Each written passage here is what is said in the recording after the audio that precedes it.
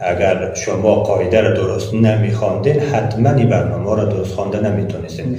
بهترین کار همی است که ما درس ها را رازینوار شروع بکنیم. ابتدا که ما همراهتون درس کار کردیم شما گفتین ما تنها فتحه میخوانیم دیگه چیز نمیخوانیم، این قسم قرآن خواندن اشتباه است. اما هر چیز، هر درس اگر به شکل رازینوار تهدابی کار شود بدون شک که برنامه‌های بعدی آسان میشه، بسیار سریع میتونید که به موفقیت برسید.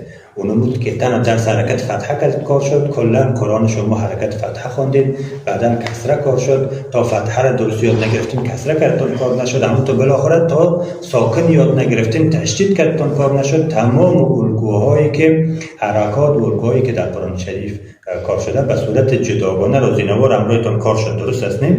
اگر اونمو را شما حوصله نمی‌کردین، نمی‌خواندین، مطابق پلان برنامه ما پیش نمی‌رفتین، امروز شما 4 مرحله امتحان دادن نمیتونستین. به یک بارگی آدم نمیتونه قرآن دفعتا شروع کنه بخونه.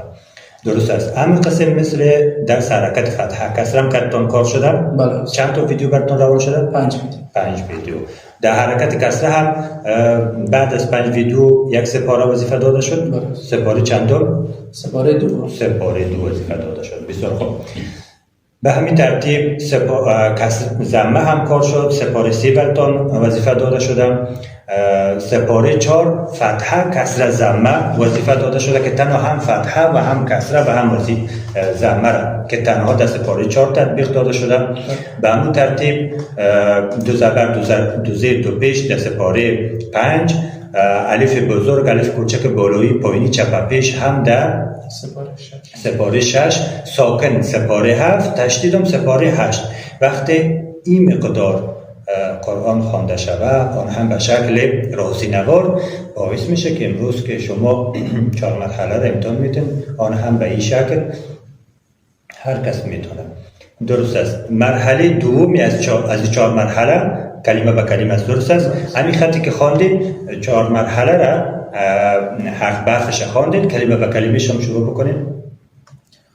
و اذا اذقنا الناس رحمة من بعد ضراء مستهم. درست است. فرق بین حرف به حرف و کلمه چی است؟ در مرحله حرف به حرف بین حرفا نفس ختم میشه و در مرحله کلمه به کلمه یک کلمه را مد نظر میگیریم، بین کلمات نفس ما صادر میکنیم. بسیار خوب. مرحله سوم کدام مرحله است؟ جمله به جمله. جمله به جمله. بخوانید همین خط دوباره جمله به جمله بخوانید. وَإِذَا أَذَقْنَا النَّاسَ رَحْمَةً مِّن بَعْدِ ضَرَّاءَ مَسَّتْهُمْ إِذَا لَهُم مَّكْرٌ فِي آيَاتِنَا. در این مراحل ما قوانین وقف و وصل در نظر نمیگیریم و قوانین مثلا اخفاء، اظهار، ادغام، اقلاب، احکام میم ساکن، میم مشدد، دیگه احکام مدهای فرعی، ما اصلیات در نظر میگیریم که حرف درست از مخرجش خارج شود، حرکات درست مراعات شود و مد اصلی مراعات شود که این از جمله موضوعات است که اگر مراعات نشه لحن جلی صورت میگیرد. بسیار خوب. مرحله آخر کدام مرحله است؟ مرحله روحانی، یعنی مرحله خط به خط یا آیه به آیه. درست است. امی خط کلن خودت روان بخوان. وَإِذَا أَذَقْنَا النَّاسَ رَحْمَةً مِّن بَعْدِ ضَرَّاءَ مَسَّتْهُمْ إِذَا لَهُم مَّكْرٌ فِي آيَاتِنَا. بسیار خوب. عالی است، فوق العاده است. امتحان بسیار بسیار فوق العاده است. فقط در آخرین مرحله سوال ما از خودت این است که به کسایی که این ویدیو را میبینن پیشنهاد خودت چی هست؟ آیا این درس، این برنامه ها برای خودت نتیجه بخش بوده و خودت چی گفتنی داری؟ برنامه خودکفایانه است. شاگرد خودکفا میسازه و او درس است که شاگرد خودکفایانه خودش پیش بره، نیاز به استاد نباشه، نیاز به کسی نباشه که بالاش تطبیق بده.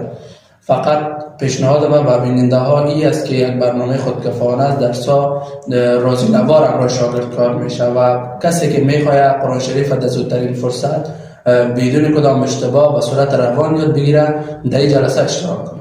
یعنی قرآن کریم را نیاز نیست که مسجد به مسجد بریم یا مدرسه به مدرسه بریم. در داخل خانه خودتان قرآن کریم را قسمی که فردین خان یاد گرفت شما هم میتونید یاد بگیرین. فقط کافی است که به ما اعتماد بکنین، در برنامه های ما اشتراک بکنین. انشاءالله مثل فردین خان شما هم از برنامه ما راضی می باشین و ما در خدمت شما هستیم. فردین خان موفق باشی. با امید امتحانات بعدی از درس‌های کتاب تجوید بخیر انشاءالله.